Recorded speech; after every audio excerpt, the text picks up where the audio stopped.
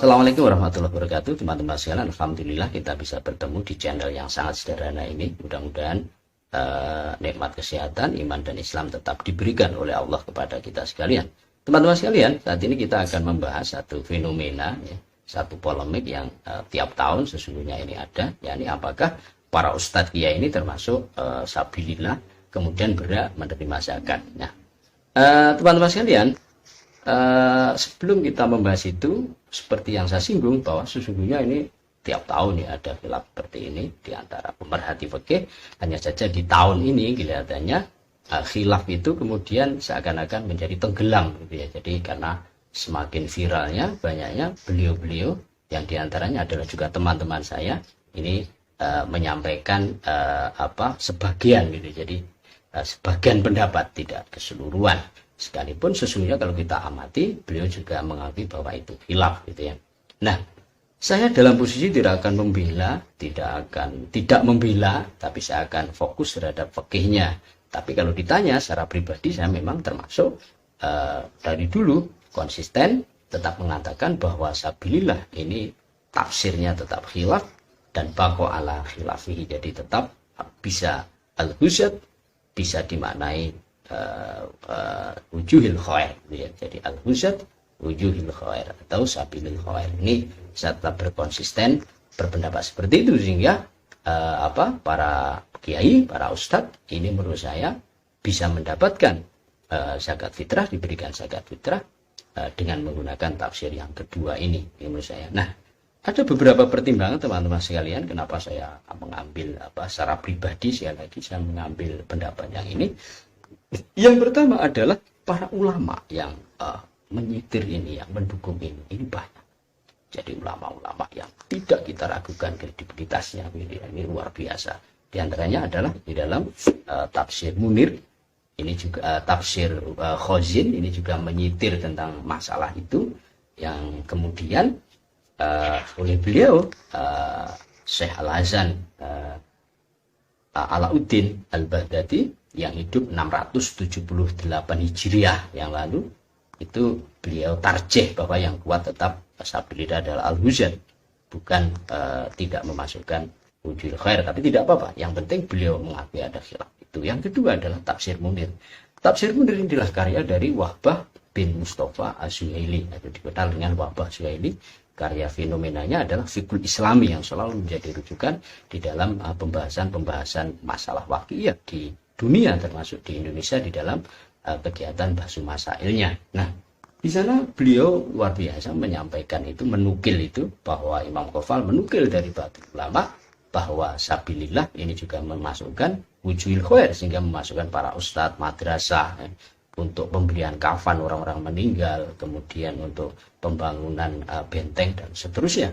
Yang paling saya lega adalah di akhir ending komentarnya Syekh Wahbah Zuhaili menyatakan bahwa sabilillah itu adalah amun fil kul. Jadi li'anna qaulahu ta'ala fi sabilillah amun fil kul. Jadi sehingga karena umum, maka ini harus kedua-duanya diakomodir, yakni yang berperang di medan laga maupun mereka-mereka yang berjuang secara esensi menegakkan agama Allah, yakni lewat syiar-syiar agama dan ta'lim, termasuk para ustadz dan kiai. Teman-teman sekalian, berikutnya adalah Jauharul Bukhari. Ini disampaikan di sini. Jadi Syekh Mustafa Muhammad Imaroh ini menyampaikan di dalam bab zakatnya secara tegas, beliau menyampaikan. Jadi tidak menukil, tapi beliau secara tegas mengatakan bahwa sabilillah ini juga memasukkan para thalabatul ilmi, para dai dan seterusnya. Kemudian di dalam Mau'idatul Mukminin, jadi bisa nanti dicek. Ini saya yang paling senang. Jadi di dalamnya, jadi Syekh Muhammad Jamaluddin Al-Qasimi Ad-Damashqi ini, beliau mengupas apa itu sabilillah. Bahkan dia menyampaikan tidak ada satu ulama pun yang bisa menampilkan nas, baik kitab maupun sunnah, yang mengatakan bahwa sabilillah itu hanya mujahidin fi ma'rikatil harbi. Tapi itu umum. Jadi karena ini umum dan tidak ada yang menginhisar, maka menurut beliau ini harus dimaknai secara umum, yakni sabilillah ini harus asnaf yang nomor 8 ini harus memasukkan madrasah, memasukkan para ustadz, para kiai. Jadi ada beberapa yang sudah kita sebutkan, banyak. Semuanya adalah pegangan kita, ulama-ulama besar kita. Ini yang menyampaikan bahwa sabilillah adalah memasukkan sabil khair. Pertanyaan adalah, selama ini yang disoroti adalah nukilan. Jadi nukilan, ba'dul fuqaha, qofal dan seterusnya. Baiklah. Di dalam Safatul Kutub, jadi ini karya dari Sayyid Alawi bin Ahmad As-Segaf, Safatul Kutub. Di sana ada dzikri syai'in min istilahil fuqaha di dalam babnya. Jadi apa sih istilah-istilah fuqaha itu? Wah, ada sokheh, ya.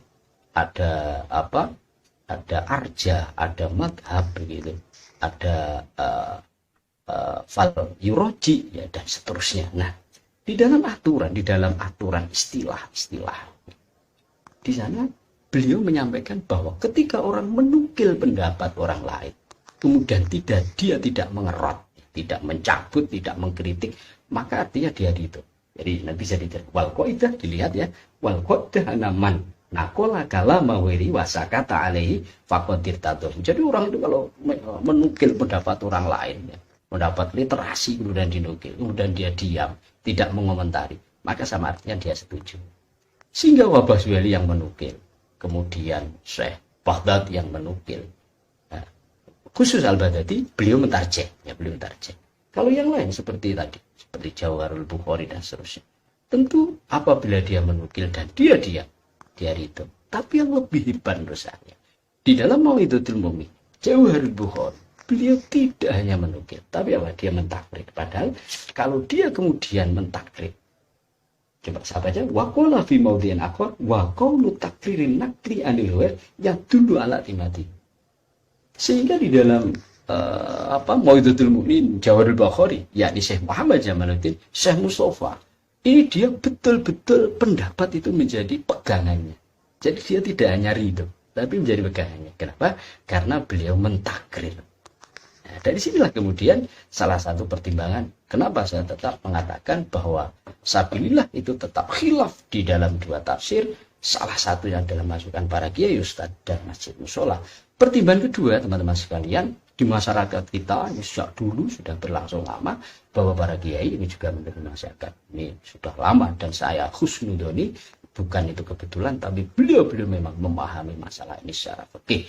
Yang kedua, muzaki ini biasanya lebih tenang di dalam memberikan zakat kepada kiai. Kenapa? Karena di samping sambung silaturahim, kemudian dia akan mendapatkan doa kembali dari beliau. Berbeda apabila zakat itu diberikan kepada orang-orang biasa. Biasanya doanya ini sering lupa. Kemudian berikutnya adalah sabilillah. Ini kalau kita kaji untuk saat ini, tentu ini akan lebih mengarah kepada pengertian secara umum, tidak hanya al-husyah, karena perang ini sudah semakin berkurang. Bahkan di dalam kajian kita setiap mengkaji jihad, maka tentu tidak hanya orang yang berperang membawa pedang, tapi juga mereka-mereka yang bawa pena, atau yang mengaji, atau mereka-mereka yang mengajar. Nah, tentu ini harus fair ketika kita membahas itu, memasukkan para kiai, para ustadz, tapi pada gilirannya kita membahas tentang asnaf zakat. Nah, kenapa ini tidak kita akui sebagai mujahid? Jadi ini kita harus fair gitu ya. Nah, sehingga kita contohkan umpama kalau kita melihat esensi dari peperangan adalah untuk memberikan atau mendapatkan hidayah, mencari hidayah Allah Subhanahu wa taala kepada orang kafir masuk Islam, maka tentu esensi seperti itu pada saat ini lebih dominan, yakni orang-orang yang berdakwah. Seperti saya contohkan Zakir Naik dari India. Coba siapa yang menafikan dia sebagai mujahid? Saya kira tidak ada. Karena esensi dari peperangan beliau sudah tunjukkan bahwa dia menjadi sabab hidayah orang-orang banyak, bahkan ratusan mungkin ribuan di dunia yang masuk Islam. Ini luar biasa. Wah, kemudian ini bukan sabilillah orang seperti ini. Saya kira sabilillah dan saya tidak ragu itu. Karena esensi perang adalah memang menjadi sabab hidayah orang-orang kafir untuk masuk Islam. Lepas dari kontroversi beliau, saya tidak dalam posisi ini tidak memandang madzhab beliau, tapi kita membahas tentang esensi dari sabilillah. Nah, dengan demikian teman-teman sekalian, mudah-mudahan ini bisa menjadi pencerahan kita sekalian. Monggo yang tetap punya dugaan meyakini bahwa sabilillah ini bisa menerima zakat, masuk dalam sabilillah. Saya sampaikan tadi banyak referensinya dan insya Allah bisa bertanggung jawabkan. Sementara yang membatasi bahwa sabilillah adalah orang yang berperang, ini juga monggo, karena khilaf sesungguhnya adalah rahmat bagi kita sekalian. Jangan lupa, dan tapi ketika para kiai, para ustadz yang sudah kaya kemudian mendapatkan zakat, jangan lupa ini tetap bersedekah atau diberikan kepada yang lebih butuhkan, terutama fakir miskin. Itu adalah masalah yang lain gitu ya, seperti yang diajarkan oleh para kiai kita. Demikian kurang lebihnya apa yang kita sampaikan. Mohon maaf. Wallahul muwaffiq ila aqwamit thoriq. Wassalamualaikum warahmatullahi wabarakatuh.